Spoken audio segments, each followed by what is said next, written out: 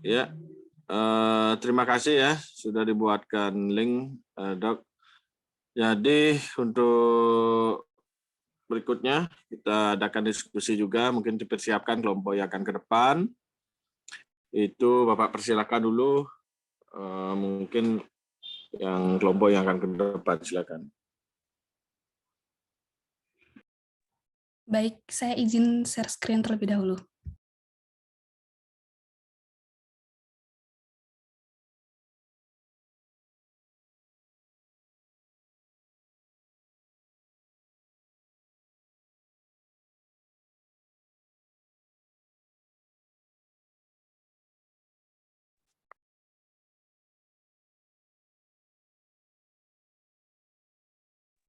Apakah slide-nya sudah terlihat?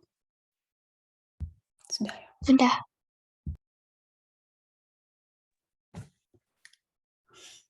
Om Swastiastu. Halo semuanya, selamat pagi saya ucapkan kepada Bapak dosen Ide Bagus Ngurah yang sudah meluangkan waktunya di sini, dan juga saya mengucapkan terima kasih kepada teman-teman sekalian yang sudah memberikan kesempatan waktunya untuk kami di sini. Jadi kami akan mempresentasikan mengenai materi bab 6, yaitu bagaimana ajaran susila Hindu dalam membangun moralitas mahasiswa Hindu.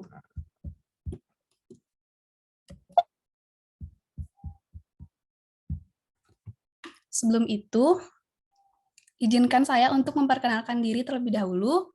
Jadi perkenalkan, nama saya Niputu Febulandari dengan NPM terakhir 49, dan tentunya di sini saya tidak sendiri, di sini saya bersama 3 orang teman saya, yaitu Niputu Anggi Wirayani dengan NPM terakhir 11, dengan Azara Putri Gamaya dengan NPM terakhir 20, dan juga yang terakhir dengan Igusti Ayu Agung Karina Ersania dengan NPM terakhir 57. Di sini kami mempunyai 6 topik pembahasan yang akan kami bahas, yaitu yang pertama mengenai menelusuri konsep dan urgensi ajaran susila Hindu dalam membangun moralitas mahasiswa Hindu. Lalu yang kedua, alasan mengapa ajaran susila Hindu diperlukan dalam membangun moralitas mahasiswa Hindu.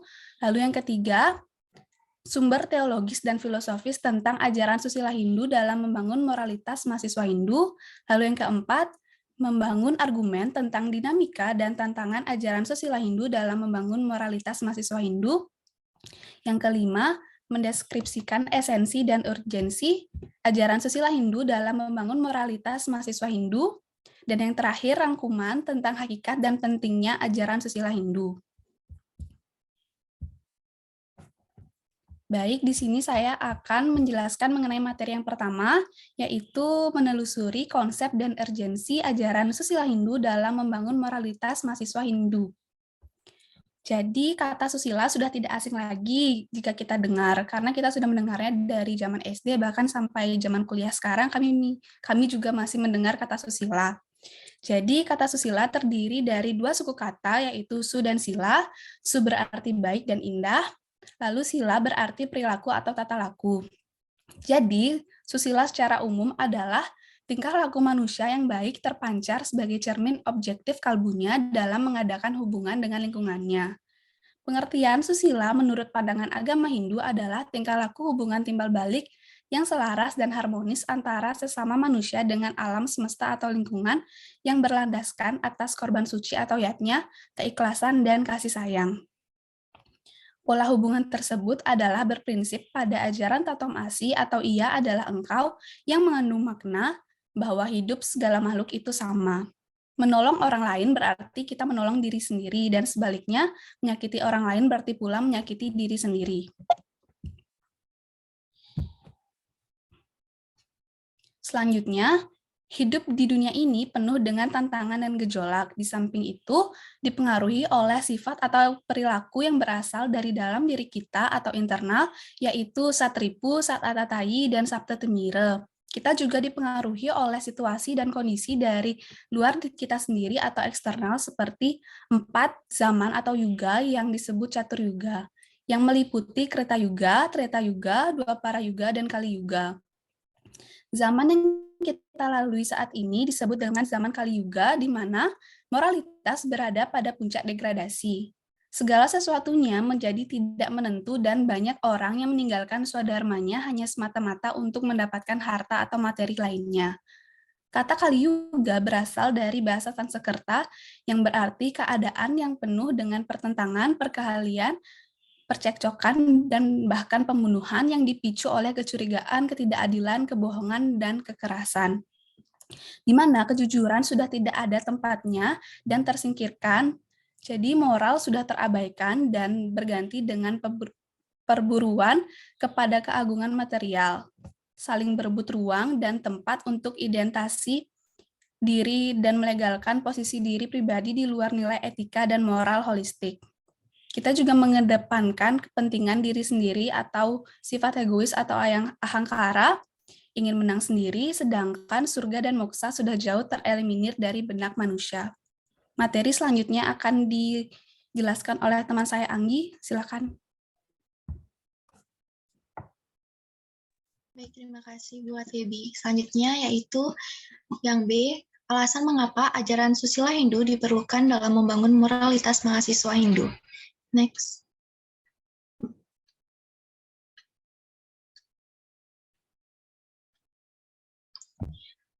Moral menempati posisi penting dalam melewati setiap keadaan dan bidang kehidupan dalam agama. Saat ini, mahasiswa sebagai agent of change justru mengalami masalah-masalah yang menyebabkan mereka tumbuh dan berkembang menjadi sosok mahasiswa yang pragmatis. Sehingga peran mereka sebagai agent penegak moral tidak begitu maksimal, yang pada akhirnya berujung pada terdegradasinya moral pada mahasiswa itu sendiri. Adapun faktor degradasi moral mahasiswa, yang pertama yaitu keluarga. Keluarga adalah sebuah unit terkecil di mana walaupun unit terkecil, peran keluarga sangat vital dalam pembentukan karakter seorang mahasiswa. Yang kedua yaitu perguruan tinggi. Perguruan tinggi merupakan kawah candra di muka bagi setiap mahasiswa yang nantinya akan membuat mahasiswa mampu mengkontribusi diri ke dalam kehidupan sosial di luar kampus yang lebih kompleks dibanding kehidupan perkuliahan itu sendiri. Selanjutnya yaitu lingkungan. Lingkungan merupakan faktor lain yang senantiasa mengiringi kehidupan setiap manusia, di mana lingkungan dapat menciptakan manusia yang bermanfaat atau justru manusia yang sia-sia. Next.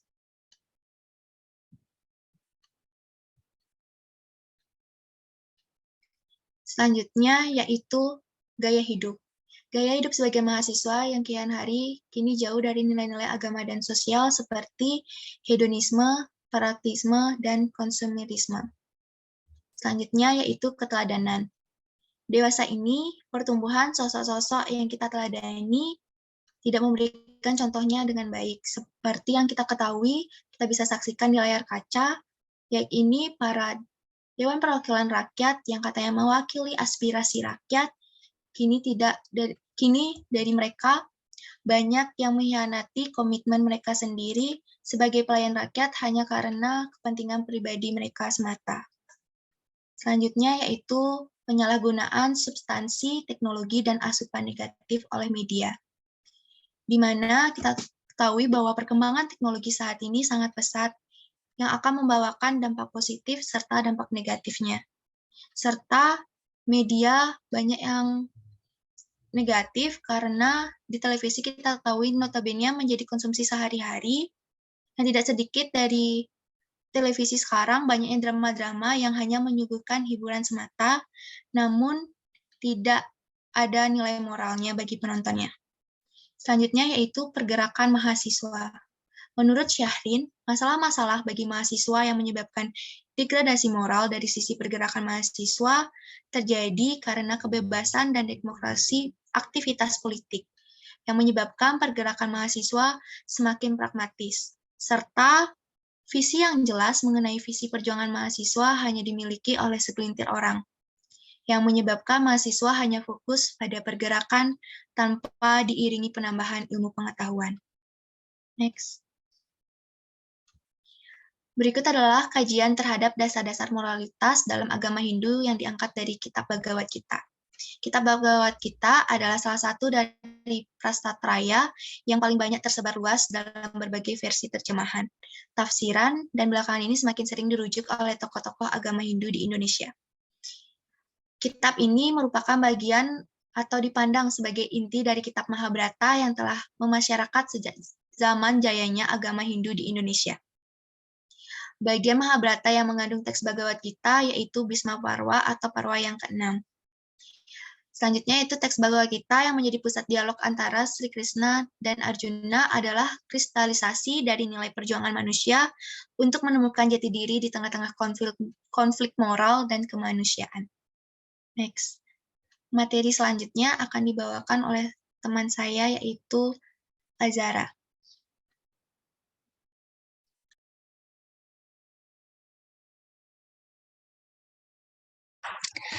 Baik, yang selanjutnya sumber teologis dan filosofis tentang ajaran susila Hindu dalam membangun moralitas mahasiswa Hindu. Next. Yang pertama, sekilas tentang etika dan moralitas. Etika berarti ilmu tentang apa yang biasa dilakukan atau ilmu tentang adat kebiasaan. Namun demikian juga ada juga kata moral dari bahasa Latin yang artinya sama dengan etika. Secara istilah, etika mempunyai 3 arti.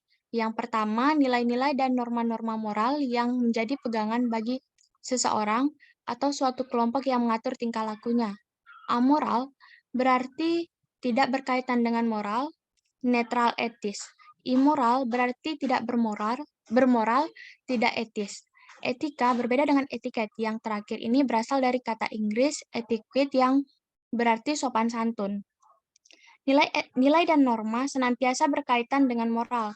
Norma moralitas adalah aturan, standar, ukuran yang dapat digunakan untuk mengukur kebaikan atau keburukan suatu perbuatan. Istilah moral mengandung integritas dan martabat pribadi manusia. Derajat kepribadian seseorang amat ditentukan oleh moralitas yang dimilikinya. Moralitas seseorang tercermin dalam sikap dan perilakunya. Next. Yang kedua, ajaran susila dalam agama Hindu. Dalam agama Hindu, permasalahan moralitas menjadi ruang lingkup ajaran susila yang berasal dari 2 suku kata, su yang berarti baik, dan sila yang berarti kebiasaan atau tingkah laku perbuatan manusia yang baik. Dalam hal ini, maka etika dalam agama Hindu dikatakan sebagai ilmu yang mempelajari tata nilai tentang baik dan buruknya suatu perbuatan manusia, mengenai apa yang harus dikerjakan dan apa yang harus ditinggalkan, sehingga dengan demikian akan tercipta kehidupan yang rukun dan damai dalam kehidupan manusia. Pada dasarnya, etika merupakan rasa cinta kasih, rasa kasih sayang, di mana seseorang yang menjalani dan melaksanakan etika itu karena ia mencintai dirinya sendiri dan menghargai orang lain. Adapun tujuan ajaran susila dalam agama Hindu antara lain yang pertama, untuk membina agar umat Hindu dapat memelihara hubungan baik, hidup rukun dan harmonis di dalam keluarga maupun masyarakat. Yang kedua, untuk membina agar umat Hindu selalu bersikap dan bertingkah laku yang baik kepada setiap orang tanpa pandang bulu. Yang ketiga, untuk membina agar umat Hindu dapat menjadi manusia yang baik dan berbudi luhur. Yang keempat, untuk menghindarkan adanya hukum rimba di masyarakat, di mana yang kuat selalu menindas yang lemah. Next.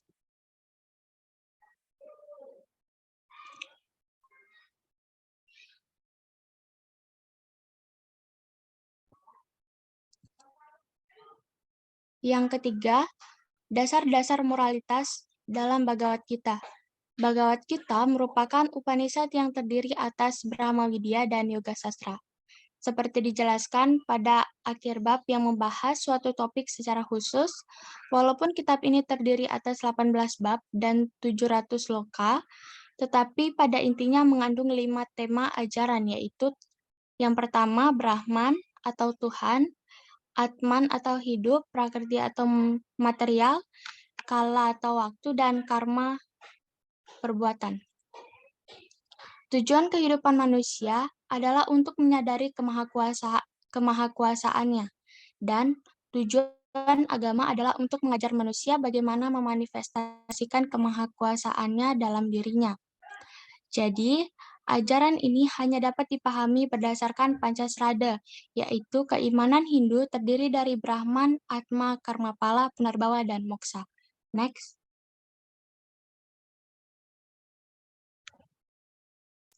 Setiap kelahiran disebabkan oleh benih karma masa lampau, dan kelahiran adalah untuk menikmati hasil karma masa lampau. Oleh karena itu, setiap kelahiran sudah pasti diikuti oleh kematian, seperti dijelaskan dalam Gita 2.27 bahwa sesungguhnya setiap yang lahir, kematian adalah pasti. Demikian pula setiap yang mati, kelahiran adalah pasti dan tak terelakkan. Oleh karena itu, Gita mengajarkan 4 cara atau jalan agar manusia memperoleh kembali kesadarannya sebagai sang diri dan bukan badan jasmani. Karma yoga merupakan perbuatan tanpa pamrih. Jnana yoga merupakan jalan kebijaksanaan, bakti dan dengan jalan pengabdian, raja yoga dengan jalan meditasi. Jalan ini sebagai sarana yang bisa mengantarkan manusia sampai pada kesadaran murni, yaitu sang diri sadar akan jati dirinya. Dikatakan demikian karena Tatuan Asi mengajarkan bahwa engkau adalah itu. Jadi engkau bukan badan ini. Badan ini bukanlah engkau. Dalam Weda dikatakan dengan Brahman Atman Aikyam atau Aham Brahman Asmi. Gita menjelaskan bahwa ada 2 jenis makhluk ciptaan, yaitu yang mulia dan yang jahat. Seperti diuraikan dalam Gita 16.6, bahwa ada 2 jenis makhluk ciptaan di dunia ini, yaitu yang mulia dan yang jahat. Artinya, sebagai makhluk hidup, manusia juga ada 2 jenis, yaitu yang mulia dan yang jahat. Ciri-ciri manusia yang mulia itu dirinci pada Gita 16.1-3 sebagai sifat-sifat dewata, yaitu dalam Gita 16.1 dijelaskan bahwa tak gentar, kemurnian hati, kebijaksana, mantap dalam mencari pengetahuan dan melakukan yoga, dermawan, menguasai indera, berkurban, dan mempelajari kitab suci, melakukan tapa dan kejujuran. Next.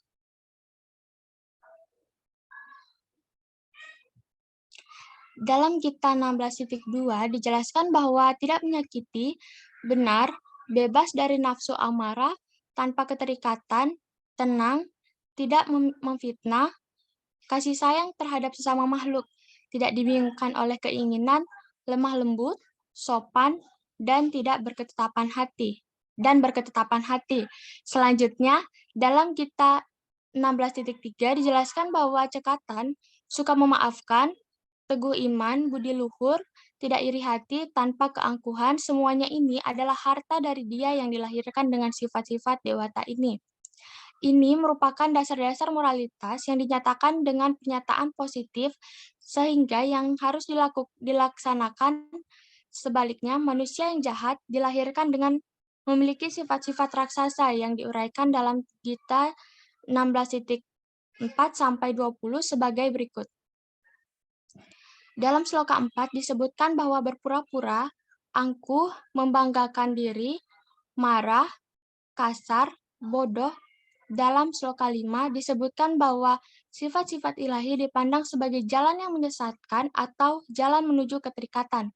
Dalam sloka 6 dipertegas lagi mengenai keberadaan 2 jenis manusia, yaitu yang suci atau mulia. Dalam sloka 7 dijelaskan bahwa yang jahat tidak mengetahui apa yang tidak boleh dilakukan dan tidak memiliki kemurnian kelakuan baik dan benar. Dalam sloka 8 dijelaskan bahwa mereka mengatakan dunia ini tidak nyata, tanpa dasar moral, tanpa Tuhan, yang timbulnya hanya karena hubungan yang disebabkan oleh hawa nafsu birahi. Dalam sloka 9 dikatakan bahwa jiwa yang rusak dengan pengertian picik timbul karena pandangan yang teguh ini menimbulkan perbuatan keji yang menonjol untuk memusnahkan dunia sebagai musuhnya. Dari uraian tersebut dapat dipahami bahwa Gita ditemukan dasar-dasar moralitas yang dalam bentuk pernyataan positif teridentifikasi melalui sifat-sifat manusia yang mulia. Akan tetapi, dalam bentuk pernyataan negatif, teridentifikasi melalui manusia yang jahat. Baik, selanjutnya akan dilanjutkan oleh Anggi.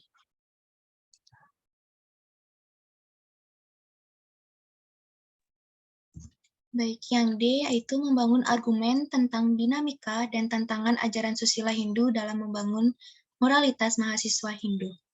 Next.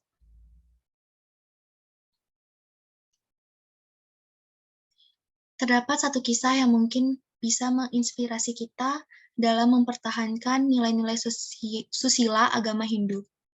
Kira-kira 1 abad, tepatnya pada tanggal 11 September 1906, Mahatma Gandhi merumuskan strategi Satyagraha di Johannesburg, Afrika Selatan. Kemudian, sejak September 2006 hingga September 2007 sampai saat ini, dunia memperingati seabad Satyagraha.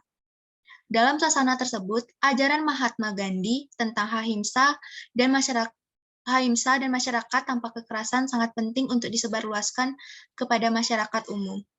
Ajaran Mahatma Gandhi tentang Satyagraha dan ahimsa sangat relevan untuk ditelaah dan diamalkan karena kekerasan telah terjadi di mana-mana. Next. Globalisasi menyebabkan perubahan yang begitu besar dan pesat di dunia ini.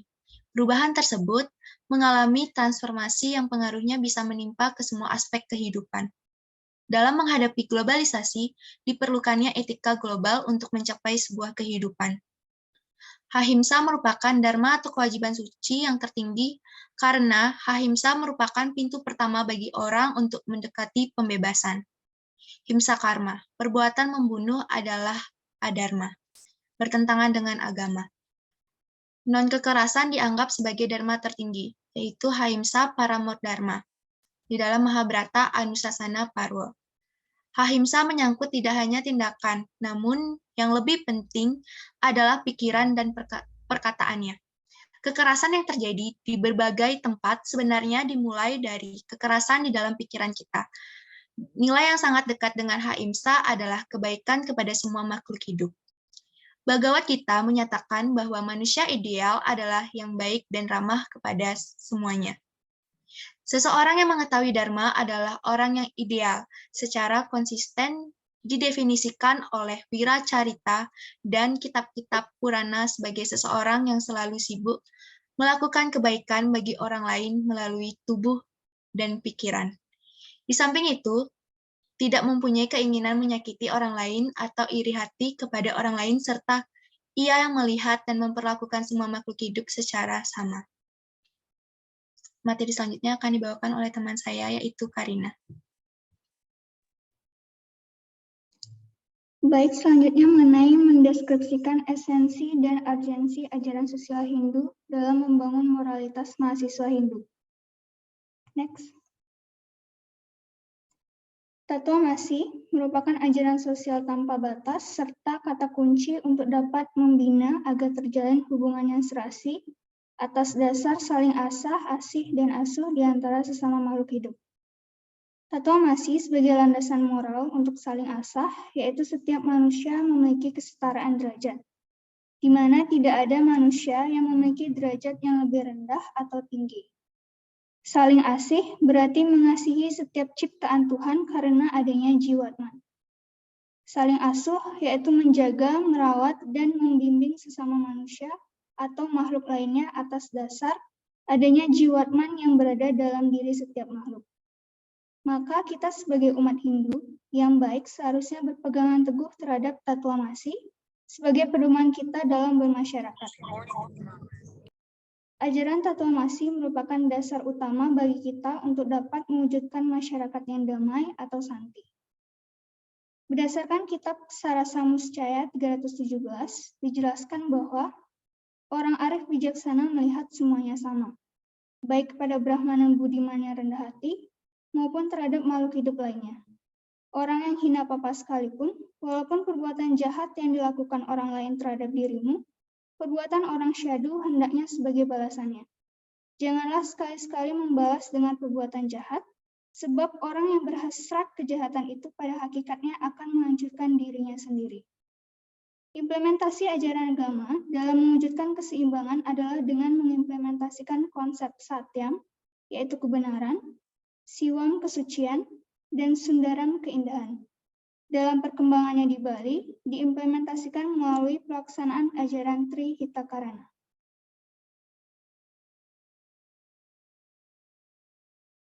Selanjutnya mengenai rangkuman tentang hakikat dan pentingnya ajaran susila Hindu. Secara esensial, susila merupakan ajaran pengendalian diri dalam pergaulan hidup. Manusia sebagai makhluk sosial, ia tidak hidup sendirian. Ia selalu bersama-sama dengan orang lain. Manusia hanya dapat hidup bersama-sama dengan orang lain. Hanya dalam hidup bersama, manusia dapat berkembang dengan wajar. Untuk mewujudkan keselarasan dan kerukunan sebagaimana dimaksud, maka ajaran susila diwujudkan dalam bentuk ajaran Trikaya Parisuddha, yang artinya 3 perilaku manusia yang disucikan. Yang pertama, Manacika Parisuddha, yaitu berpikir yang baik dan benar. Yang kedua, Wacika Parisuddha, yaitu berkata yang baik dan benar. Yang ketiga, Kaika Parisuddha, yaitu berbuat baik dan benar. Jika ketiga hal di atas dapat dikendalikan dengan baik dan benar, maka dengan sendirinya kerukunan sesama makhluk ciptaan Tuhan itu dapat diwujudkan dalam hidup di tengah-tengah masyarakat yang majemuk.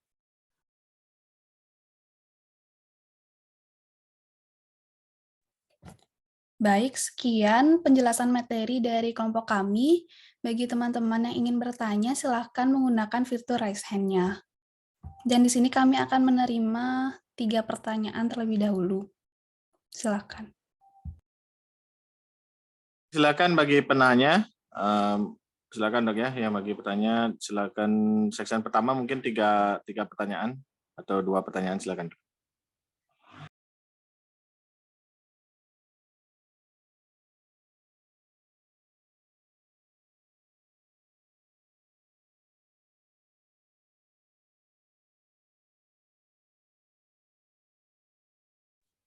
Silahkan Galuh pertanyaannya. Baik, bagaimana caranya untuk memperoleh kembali kesadaran kita sebagai sang diri dan bukan badan jasmani? Terima kasih. Baik, terima kasih. Pertanyaan kedua dari Bulan. Baik, izin bertanya, mengapa ajaran susila Hindu diperlukan dalam membangun moralitas mahasiswa Hindu? Terima kasih. Baik, terima kasih. Pertanyaan ketiga dari Dita. Baik, izin bertanya, mengapa manusia menjadi lupa akan esensinya sebagai roh individu? Terima kasih. Baik, terima kasih.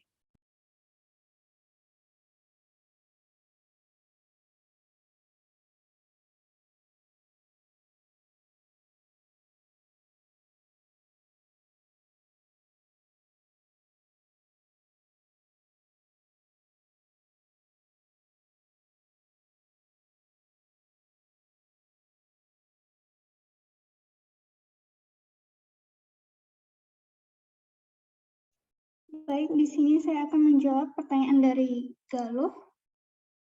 Bagaimana caranya untuk memperoleh kembali kesadaran kita sebagai sang diri dan bukan jasmani? Caranya yaitu dengan menerapkan ajaran catur marga yoga, yaitu jalan atau cara untuk mencapai kesempurnaan hidup atau moksa, di mana karma yoga merupakan perbuatan tanpa pamrih, jnana yoga merupakan jalan kebijaksanaan, bakti dengan jalan pengabdian, dan raja yoga dengan jalan meditasi. Sekian, bisa diterima? Bisa, terima kasih. Terima kasih.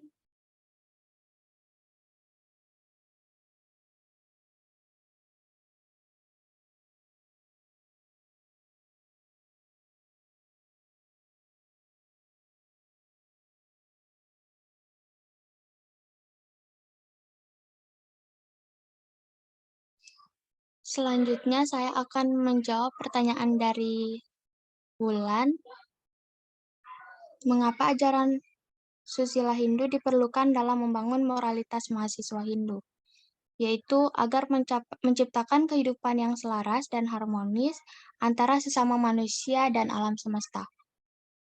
Untuk Wulan, apakah bisa diterima?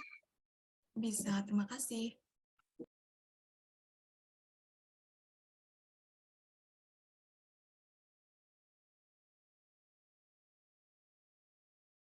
Selanjutnya, saya akan menjawab pertanyaan dari Dita. Mengapa manusia menjadi lupa akan esensinya sebagai roh individu? Hal tersebut dikarenakan manusia itu masih dipengaruhi oleh maya atau kekuatan alam material, yaitu triguna, 3 sifat yang mempengaruhi manusia, yaitu satwam, rajas, dan tamas. Satwam berarti sifat tenang, tulus, bijaksana, dan tanpa pamrih. Rajas itu sifat energik, agresif, dan ambisius. Dan terakhir, tamas, sifat pasif, malas, dan lamban. Sekian, apakah bisa diterima, Gita? Baik, bisa. Terima kasih, Karina. Terima kasih.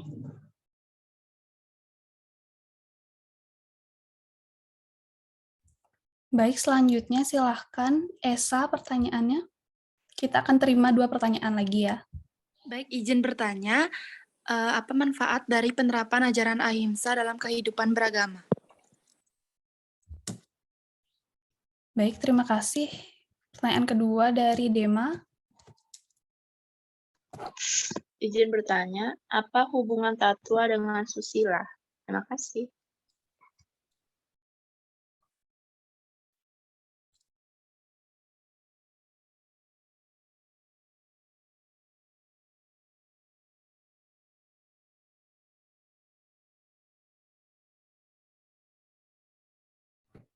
Baik, di sini saya akan menjawab pertanyaan dari Esa, yaitu apa manfaat dari penerapan ajaran ahimsa dalam kehidupan beragama.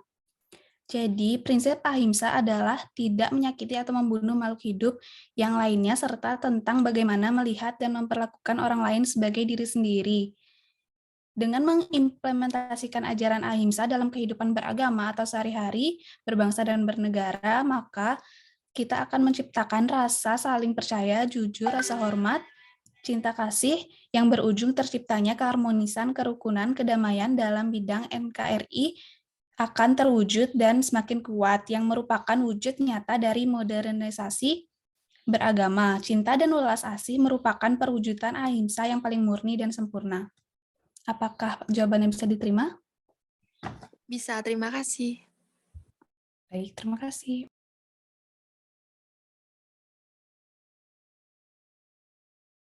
Selanjutnya saya akan menjawab pertanyaan dari Dema Ayu. Apa hubungan tatwa dengan susila? Hubungannya yaitu di dalam filsafat atau tatwa diuraikan bahwa agama Hindu membimbing manusia untuk mencapai kesempurnaan hidup seutuhnya. Oleh sebab itu, ajaran sucinya cenderung kepada pendidikan sila atau budi pekerti yang luhur, membina umatnya menjadi manusia susila demi tercapainya kebahagiaan lahir dan batin. Sekian, bisa diterima di Mayu. Bisa, baik. Terima kasih. Terima kasih.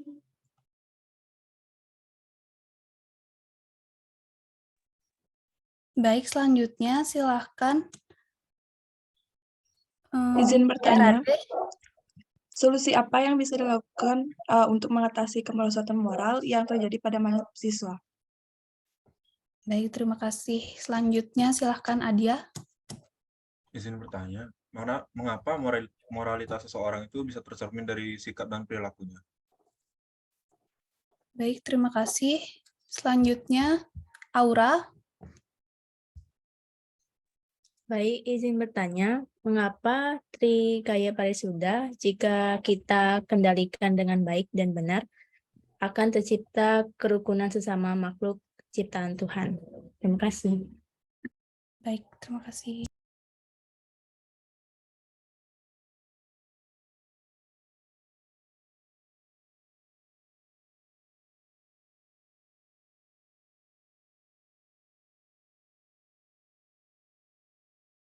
Baik, saya akan menjawab pertanyaan dari Adia, yaitu mengapa moralitas seseorang itu bisa tercermin dari sikap dan perilakunya. Itu dikarenakan moralitas tersebut mencakup sikap dan perilaku yang dimana di saat kita berperilaku dan bersikap baik, maka moralitas kita juga baik. Apakah jawabannya bisa diterima? Bisa. Terima kasih. Terima kasih. Selanjutnya, saya akan menjawab pertanyaan dari Aura, yaitu mengapa Trikaya Parisuda jika kita kendalikan dengan baik dan benar akan tercipta kerukunan sesama makhluk hidup ciptaan Tuhan. Itu dikarenakan Trikaya Parisuda merupakan 3 perilaku manusia yang disucikan. Jadi dari 3 perilaku manusia itu, kita simpulkan bahwasanya jika kita berpikir, berkata, dan berbuat yang baik, maka akan tercipta kerukunan antar sesama makhluk ciptaan Tuhan, serta mengurangi kesalahpahaman di antara makhluk ciptaan Tuhan. Apakah jawabannya bisa diterima? Bisa, Anggi. Terima kasih. Terima kasih.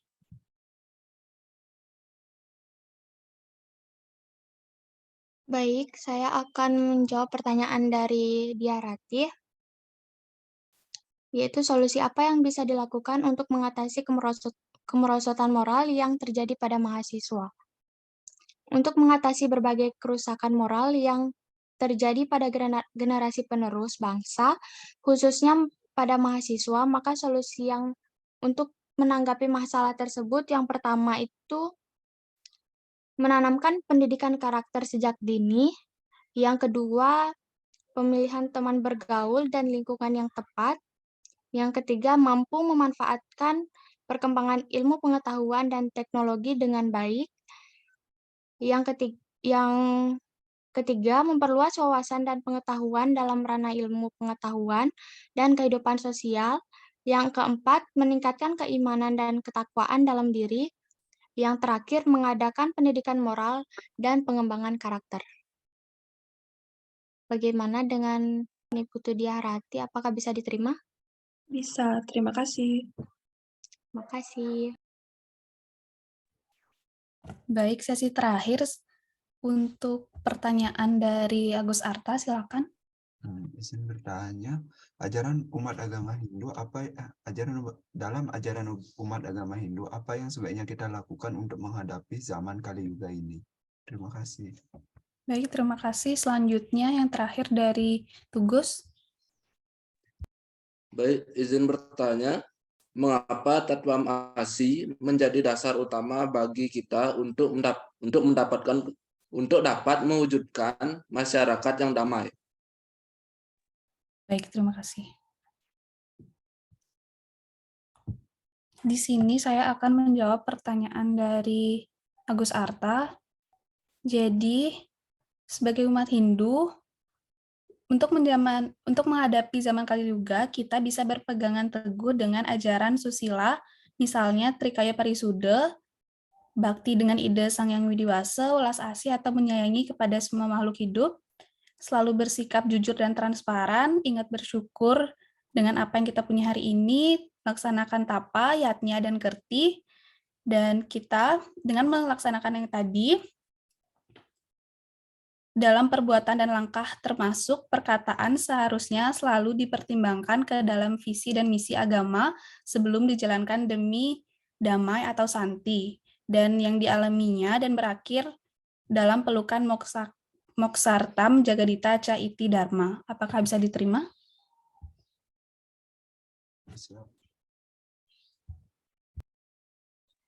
Baik, di sini saya akan menjawab pertanyaan dari Tugus, yaitu mengapa Tatwam Asi menjadi dasar utama bagi kita untuk dapat mewujudkan masyarakat yang damai. Dikarenakan bahwasanya Tatwam Asi itu mengajarkan segala makhluk hidup itu sama.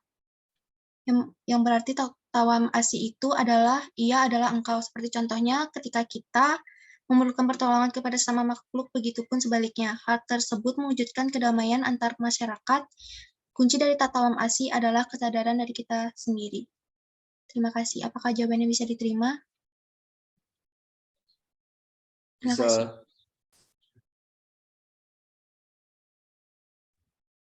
Oke, baik. Terima kasih atas teman-teman yang sudah bertanya. Jika tidak ada pertanyaan lagi, kami akan lanjut dengan menyimpulkan presentasi dari kami kali ini. Jadi, Ajaran susila adalah ajaran tentang baik buruk perbuatan manusia dengan berpedoman pada nilai-nilai agama Hindu, serta memberikan petunjuk, pertimbangan, dan tuntunan untuk berbuat dengan penuh rasa tanggung jawab. Karena pada dasarnya moral adalah bagian dari kepribadian atau personality. Dalam ajaran susila dikatakan bahwa ahimsa adalah kebajikan tertinggi, perbuatan dharma, pengendalian diri tertinggi, dan kebenaran tertinggi. Ahimsa adalah perbuatan atau perjuangan tanpa kekerasan, termasuk tanpa menentang hukum alam. Lebih lanjut, nilai moral dapat dilihat dalam ajaran tentang karma pala. Keyakinan tentang karma pala tertuang dalam serada yang kelima dari 5 serada dalam ajaran agama Hindu. Apa yang diperbuat oleh manusia akan menghasilkan akibat dari perbuatannya. Ada akibat yang baik dan juga ada akibat yang buruk. Akibat dari perbuatan yang baik memberikan rasa senang, dan akibat yang buruk akan memberikan kesusahan maupun penderitaan. Manusia yang bermoral adalah manusia yang dapat memfungsikan ketiga potensi cipta atau pikiran, rasa atau perasaan, dan karsa atau kehendak secara baik. Perilaku bermoral seperti jujur, adil, dan kasih sayang memegang peranan penting dalam kehidupan manusia dan menumbuhkan ketentraman, kedamaian, dan kesejahteraan antara manusia.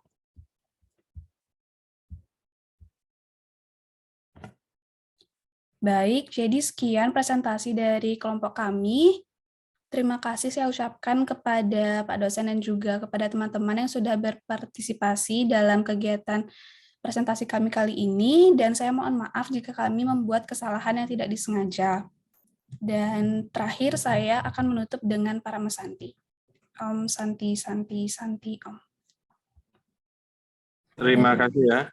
Kelompok berapa ini, Dok? Kelompok 5 ya? Kelompok 6. Kelompok 6, berarti kelompok 6. Baik, terima kasih pada kelompok 6 untuk materinya sudah sangat bagus. Mohon dikirim PTT-nya. Baik. Dan untuk tanya jawabnya juga sudah aktif semua. Ya, jadi inilah yang Bapak inginkan, biar terbiasa para dokter itu untuk mengeksploitasi atau memberikan argumen tentang kegiatan-kegiatan atau mungkin diskusi ini yang bermanfaat. Ya.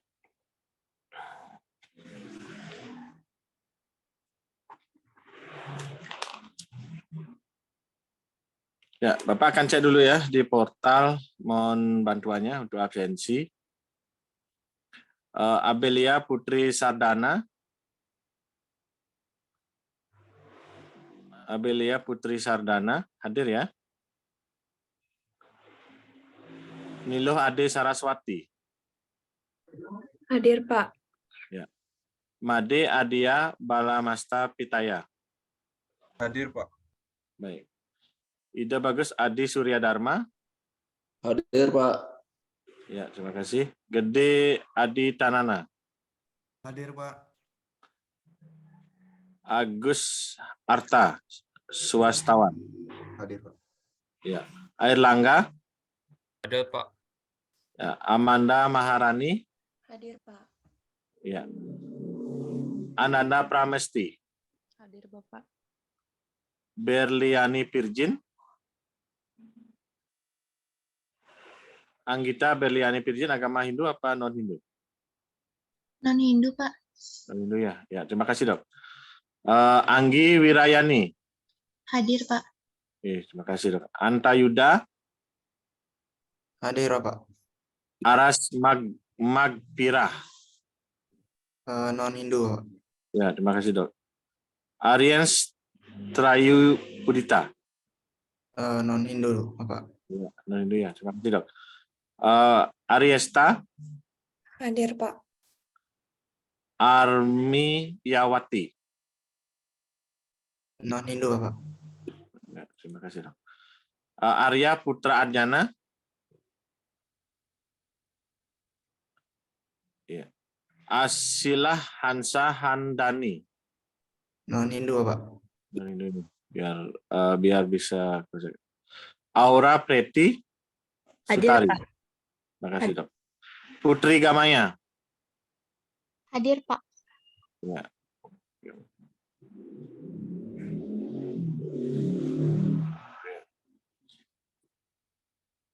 Santana Isumi. Hadir, Pak. Terima kasih. Baik, Arista Widya. Non-Hindu, Bapak. Non-Hindu ya, ya baik. Wulaning Ayu. Hadir, Pak. Giopani Sumadi. Non-Hindu, Bapak. Non-Hindu. Cynthia Malika Putri. Hadir, Bapak. Ya, Christopher Agenius Jaya. Oke, non-Hindu.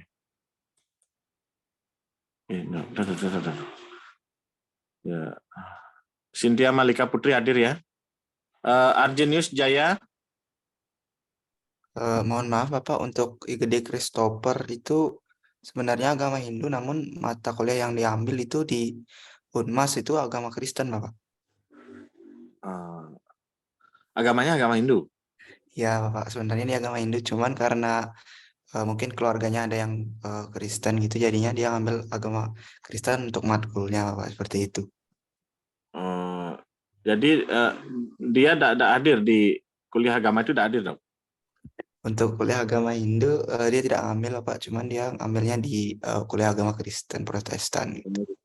Ya, baik. Kristen Protestan jadinya 026 ya. 026. Sini. Baik. Ya. Mohon maaf. Mikael Aprilianta. Hadir, Bapak. Terima kasih, Dok. Bernard Senduk. Daniel Bernard Senduk. Non-Hindu ya, Dok? Non-Hindu, Bapak. Non-Hindu. Dema Ayu Febriani. Hadir, Pak. Ya, terima kasih, Dok. Asmara Putra. Non-Hindu, Bapak. Non-Hindu ya. Non-Hindu ya. Desna Putri Gandika.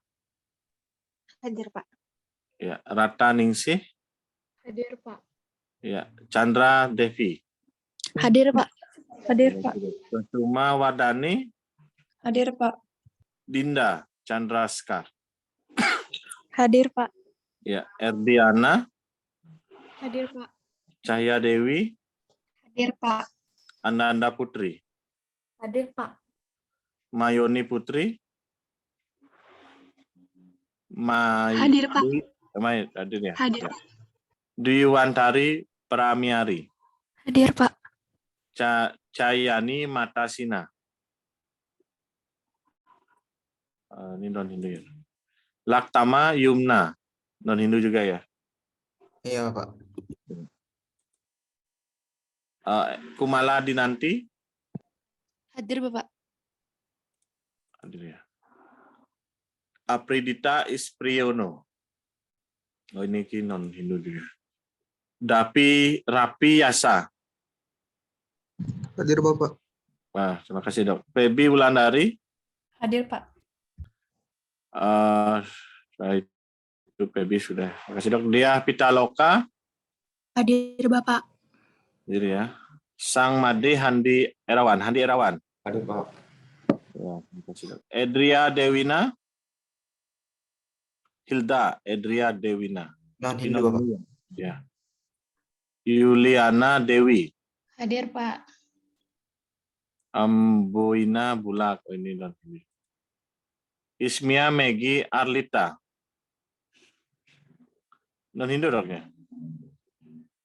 Ya. Non-Hindu, Bapak. Ismia. Ya. Karina Ersania. Hadir, Bapak. Baik, terima kasih, Dok. Rangga. Hadir, Pak. Baik, sudah semua ya. Mohon nanti Dr. Anta nanti tolong dicek ya. Biar tidak salah Bapak nanti. Baik, Bapak. Itu absennya, nanti Bapak akan kirim lagi. Terima kasih, Dok. Sudah semua ya. Ini portalnya baru Bapak terima. Jadi mungkin sudah 2 minggu yang kemarin ya, baru Bapak isi. Jadi terima kasih sudah mengisi KRS. Jadi untuk selanjutnya Bapak sambil kuliah, nanti kita akan mengisi portalnya setiap hari seperti itu. Mungkin tidak ada pertanyaan untuk hari ini, mungkin sekian dulu. Bapak harus ke kampus ekonomi ya, jadi untuk ngajar lagi. Kita sudah selesai daringnya, jadi kita harus tatap muka. Ya, terima kasih untuk semuanya. Terima kasih dokter semuanya. Ya, semangat pagi ini dan terima kasih sudah melaksanakan diskusi kelompok. Untuk hari ini Bapak akhiri dengan Pramo Santi. Om Santi Santi. Terima kasih. Izin untuk keluar ya dari Iya, link. Pak. Ya, Terima kasih banyak Bapak. Selamat pagi. Terima kasih, Pak. Terima kasih Pak. Terima kasih, Pak. Terima kasih, Pak.